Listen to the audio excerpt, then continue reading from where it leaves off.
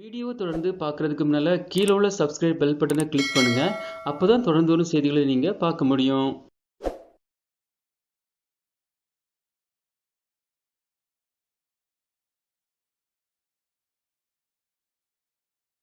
திரு Armstrong அவர்களின் பதபதைக்க வைக்கும் கடைசி நிமிட காட்சிகளை பற்றியும் நேரில் பார்த்த அவர் சகோதரர் வார்த்தைகளை பற்றியும் பார்க்கலாம். வெறும் 10 வினாடிகளில் அனைத்தும் நடந்து முடித்து விட்டதாக ஆம்ஸ்ட்ராங்கின் அண்ணன் வீரமணி அவர்கள் கண்ணீருடன் தெரிவித்தார். பகுஜன் சமாஜ் கட்சியின் தமிழக தலைவர் ஆம்ஸ்ட்ராங் அவர்கள் நேற்று முன்தினம் 6 பேர் கொண்ட கும்பலால் வெட்டி படுகொலை செய்யப்பட்டார். அப்போது அவரை காப்பாற்ற முயன்ற அவரது அண்ணன் வீரமணி மற்றும் பாலாஜி என்பவர் கடுமையாக தாக்கப்பட்டார். இந்நிலையில் ஆம்ஸ்ட்ராங் கொலை செய்யப்பட்டது எப்படி, என்ன நடந்தது என்பது குறித்து அவரது அண்ணன் வீரமணி அவர்கள் பல்வேறு அதிர்ச்சியூட்டும் தகவல்களை கூறியுள்ளார். ஆம்ஸ்ட்ராங் அவர்கள் வீட்டு வேலை நடக்கும் இடத்தில் பாலாஜியுடன் நின்று பேசிக் கொண்டிருந்தார். அப்போது ஆம்ஸ்ட்ராங் அருகிலிருந்த பாலாஜியிடம் உணவு டெலிவரி வந்துள்ளதாக அந்த கும்பலை சேர்ந்தவர்கள் கூறியுள்ளனர். என்ன ஆர்டர் என்று வந்தவரிடம் பேசியபோது பாலாஜி அருகிலிருந்த பள்ளத்தில் அவர்கள் தள்ளியுள்ளனர். பாலாஜியை பள்ளத்தில் தள்ளிவிட்டு ஆம்ஸ்ட்ராங்கை அந்த கும்பல் சரமாரியாக வெட்டி கொன்றது. ஆம்ஸ்ட்ராங்கை வெட்டுகிறார்கள் என்று கூறியபடி அங்கிருந்தவர்கள் ஓடினார்கள்.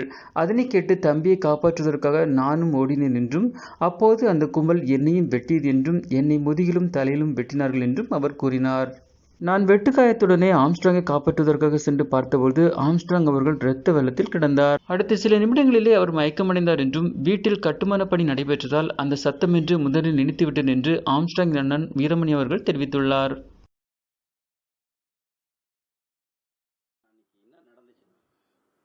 அன்றைக்கி ஒரு 7 மணி இருக்கும்.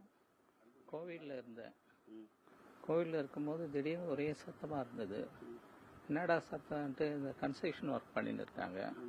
அந்த இடத்துல அந்த மிஷின் தள்ளுற சத்தம் போலகுதுன்ட்டு நினச்சிருந்தேன். எல்லாம் ஒடையாது பார்த்துட்டு என்னான்னு கேட்கும்போது இந்த மாதிரி ஆம்ஸ்ட்ராங்கை வெட்டுறாங்கன்னு சத்தம் போட்டு ஓடுறாங்க. அந்த நேரத்தில் நான் கேட்ட உடனேயும் ஓடுனேன் அந்த இடத்த ஸ்பாட்டுக்கு. அந்த ஸ்பாட்டுக்கு போகும்போது எதிர்க்க எல்லாம் கத்தி வச்சுன்னு 2-3 பேர் ஓடியாரானுங்க எதிர்க்கும். ஒருத்தர் வெட்டினாப்புல, நான் மிஸ் பண்ணிட்டேன், அந்த இதை தபாஞ்சிட்டேன். இன்னொருத்தரை தபாஞ்சி எழுந்த உடனே இன்னொருத்தர் வெட்டினார் என்ன. நான் அப்படியே குனிஞ்சிட்டு ஓடும்போது வேட்டி கட்டின்னு இருக்கும்போது தடிக்க விழுந்த பாருங்க. என்ன இப்போ 3வது நபராக வரும்போது அவர் என்னை தலையில் வெட்டிட்டாருங்க. வெட்டிட்டு கீழே விழுந்த உடனே முதுகில் ஒருத்தர் வெட்டு போட்டார். அந்த கூட பொருட்படுத்தாமல் நான் ஓடி போய் தம்பியை காப்பாற்றணும்னு ஓடி போய் இது பண்ணுறேன், எழுப்புறேன் அவரை. எழுந்திருப்பா என்னப்பா, ஒரே ரத்த வெள்ளத்தில் இருக்கார். அதுக்கப்புறம் எனக்கு அடிபட்டதுனால இந்த ரத்த வெள்ளத்தில் என்னால் வேற ஆகிப்போச்சு. என்னான்ட்டு தெரியல எனக்கு. அப்படியே ஒரு மயக்கமான நிலையில் ஏற்பட்டதுனால எங்கள் மிஸ்ஸஸ் வந்தாங்க. வந்துட்டு உடனே துணி கொடுத்து அப்படியே அந்த தடையில் அழுத்திட்டு ஹாஸ்பிட்டலுக்கு அழைச்சின்னு போயிட்டாங்க. அவர் அந்த டைமில் பேசினாரா? உடனே அந்த மூச்சு விட்டு இருந்ததில் ஊன்னு சத்தம் கேட்டது, அவ்வளோதான். அதோட எதுவாக எத்தனை பேர் ஓடினாங்க? நான் ஓடும்பொழுது அவரை ஓடும்பொழுது நான் சத்தம் போட்டுட்டு ஓடிட்டு இருந்தேன். என்னாச்சு ஏதாச்சும் யாரும் ஓடாத இருக்கக்கூடாது, அவர் உயிர் காப்பாற்றணுன்ட்டு ஓடினேன். நான் ஓடும்பொழுது என்ன ஆச்சுன்னா எதிர்க்க வரானுங்க அவங்க வேகமாக. அவனுக்கு பைக்கை எல்லாம் இந்த ஆப்போசிட் சைடில் விட்டு இருக்கான். நான் சத்தம் போட்டு அந்த பக்கம் ஓடுவானுன்னு நினச்சேன்.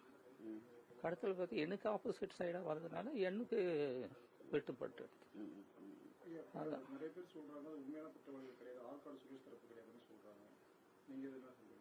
அது குற்றவாளியை நான் பார்க்கலப்பா.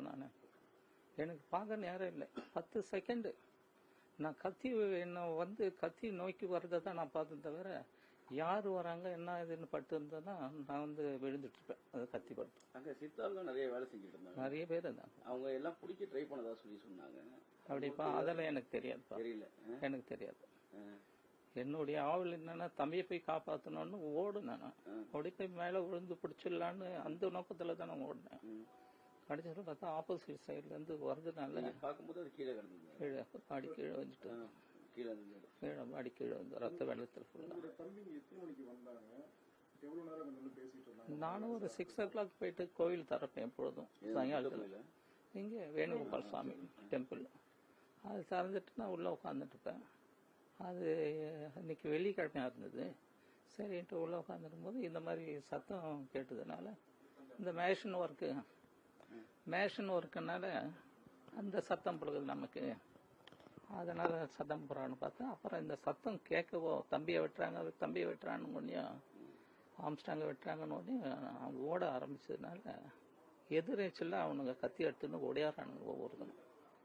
எதிர வரவங்க எல்லாருமே வெட்ட ஆரம்பிக்கிறாங்க. எல்லாரையும் வெட்டாங்க. யாரும் எதிர்க்க எல்லாம் ஓடிட்டாங்க. நான் தான் எதிர்நீச்சல் ஓடுறேன். சரி கொஞ்சத்துல வெட்டுப்பட்டா கூட காப்பாத்திடலாம் அந்த நோக்கத்துல நான் ஓடுறேன். அந்த வெறியில என்னடா இது மாதிரி ஆயிடுச்சு, எல்லாம் ஓடிட்டானுங்களே, தம்பி தனியா இருக்கிறேன்னு ஓடி போய் விழுந்துடலாம் மேலன்ட்டு ஓடுறேன். ஓடுறதுல என் மேல காத்தி பாயுது. அதுதான் நடந்தது. என்ன ட்ரெஸ் எதை போடுங்க சொல்லி நான் எதையும் கவனிக்கப்பா. இந்த கத்தியை தான் நான் பார்த்தேன் தவிர கத்தியை நம்ம மேல வர்றதே அதை தான் நான் மிஸ் பண்ணேன். ஆமா. நீங்க புகார் கொடுத்திருக்கீங்களா காவல்துறை? காவல்துறை என்ன புகார் கொடுத்தீங்க? என்ன ஒரு நடவடிக்கை யாருன்னு தெரியாது, எதுப்பா நம்ம கொடுக்க முடியும். அவங்க எழுதி கொடுத்தாங்க, சைன் பண்ணி அனுப்பிச்சிட்டேன். என்னால பேச முடியல அந்த நேரத்துல. அது மாதிரி எனக்கு ஒன்றும் தெரியலப்பா.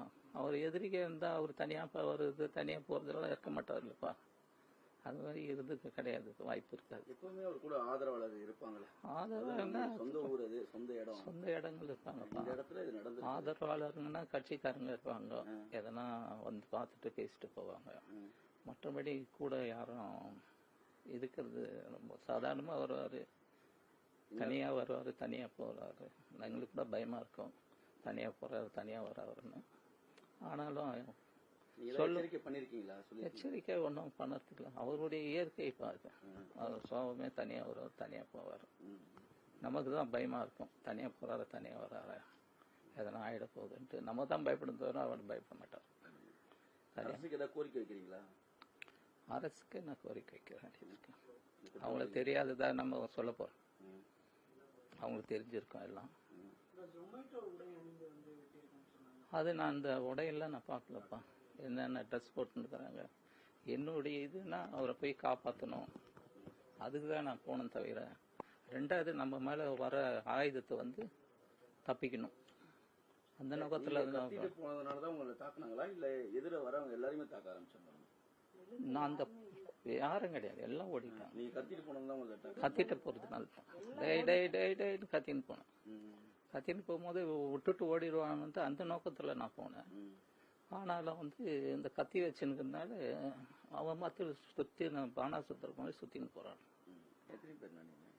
நாங்க அண்ணன் தம்பி மொத்தம் 10 பேர் சார். 10 பேர்ல அக்கா தங்க வந்து 5 பேர், அண்ணன் தம்பிங்க 5 பேர். 9வது ஆள். ஆமா கண்டிப்பா. அது எப்படி பாக்குறீங்க? அது ரொம்ப கஷ்டமா தான் இருக்கு.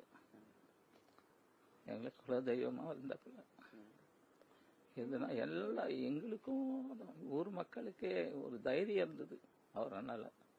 எந்த வித அசம்பாவிதம் எதுவும் கிடையாது. அவர் பொறுப்பேற்றதுல இருந்து யாரும் இந்த ஊர்ல வரத்துக்கு பயப்படாங்க. ரெண்டாவது வந்து எந்த திருடு சண்டை சச்சரவு எதுவும் கிடையாது, ரொம்ப அமைதியா இருந்தது ஊரு. அதனால ஒரு தைரியம் நம்ம சொந்தக்காருக்கு மட்டும் இல்லை, சொந்தக்காரர் அல்லாத வெளியாளுங்க ரொம்ப ஃப்ரீயா இருந்தாங்க. அதை பத்தி தெரியலப்பா எனக்கு. ஏதோ எலெக்ஷன் இதுல வந்து அதை சரண்டர் பண்ண சொல்லியிருக்காங்க, அதை சரண்டர் பண்ண வாங்கினாரு என்னன்ட்டு அது டீட்டெயில் தெரியுது. அண்ணன் வந்தாருன்னா நான் நேராக போய் அவர்கிட்ட இருப்பேன். நான் தனியா இருக்கிறாரு, கூட இருப்போம் தான், நான் பக்கத்துலயே இருப்பேன். அவர் போற வரல இருந்துட்டு தான் நான் வந்துடுவேன். பார்த்தேன்னா கண்டிப்பா போய் நின்றுடுவேன். அண்ணா இருந்தாருன்னா தனியா இருக்கக்கூடாது ஒரு நம்பர், அதனால போயிட்டு பக்கத்துலயே இருந்துட்டு தான் அவர் இப்போ கிளம்பி போன பிறகு நான் வீட்டுக்கு வந்துடுவேன். அப்படியேதான் இருந்தது. ஒரு நாட்டு வெடிகுண்டெல்லாம் வச்சு ஒரு அந்த இதெல்லாம் எனக்கு தெரியல சார். அந்த வெடிகுண்டெல்லாம் வந்து இந்த கோயிலாண்டு ஏதோ வச்சிருக்காங்கன்னு சொன்னாங்க.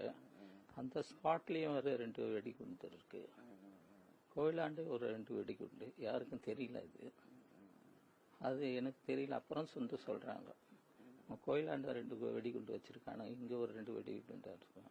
அந்த எதிர் சந்தில தான் இருந்து வந்து அட்டாக் பண்ணதான் சொல்றாங்க. கூட யார் இருந்தாங்கன்னு தெரியலப்பா எனக்கு. கூட இருந்தது அவர் பாலாஜின்னு ஒருத்தர் காலில் அடிபட்டிருக்காரு, அவர் பள்ளத்தில் பிடிச்சி தள்ளிட்டு இருக்கானுங்க.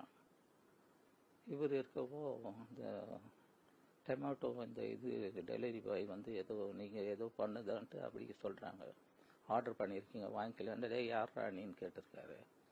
அந்த பேச்சு கொடுத்த நேரத்தில் அது அட்டாக் பண்ணியிருக்க மாதிரி பேசுகிறாங்க. மற்றபடி நான் பார்க்கல, எதுவும் பார்க்கல.